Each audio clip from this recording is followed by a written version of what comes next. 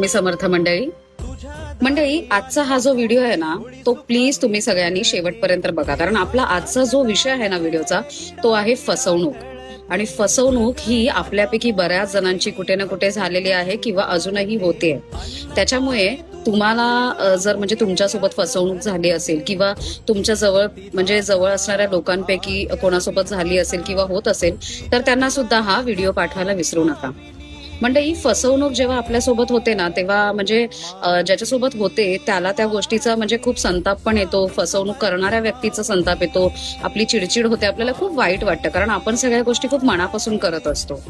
पण फसवणूक ज्याने केलेली असते ना, त्याला कसं असतं माहितीये, त्याच्यासाठी ते मांजर जशी डोळे बंद करून दूध पिते ना, तसा तो प्रकार असतो. त्याला असं वाटतं की मी फसवणूक करून ह्यातून अलगदपणे निघून जाईन.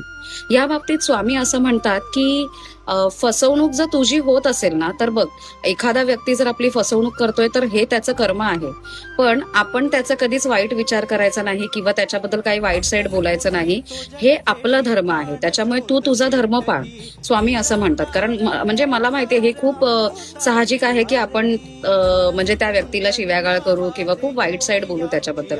म्हणूनच स्वामी असं सांगतात. आणि स्वामी हेही म्हणतात की फसवणूक जो करणारा आहे ना, तो माझा कितीही मोठा भक्त असला ना, तरी त्याने माझ्या पुढे कितीही हातापाय जोडले तरी त्याच्या जेव्हा कर्मांचा चक्र फिरेल ना, तेव्हा मीही तिथे काही नाही करू शकणार.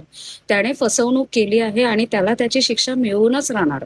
तर त्याच्यामुळे ह्याच्यात स्वामी सुद्धा काहीच नाही करू शकत, असं स्वामी म्हणतात. कारण मला असं वाटतं, फसवणूक हा निर्णय नसतो, फसवणूक ही एक चॉईस आहे. म्हणजे ही आपली निवड असते. आपण निवडून ती गोष्ट करतो, आपण मुद्दामून ही गोष्ट करतो. एखाद्याची फसवणूक जेव्हा केली जाते तेव्हा ती कळत होते, नकळत कधीच नाही होत. तर त्याच्यामुळे तुमची जर फसवणूक झाली असेल तर तुम्ही सगळं स्वामींवरती सोडा आणि त्या व्यक्तीच्या कर्मावरती सोडा. त्याला त्याच्या कर्मांची शिक्षा नक्कीच मिळेल. श्री स्वामी समर्थ.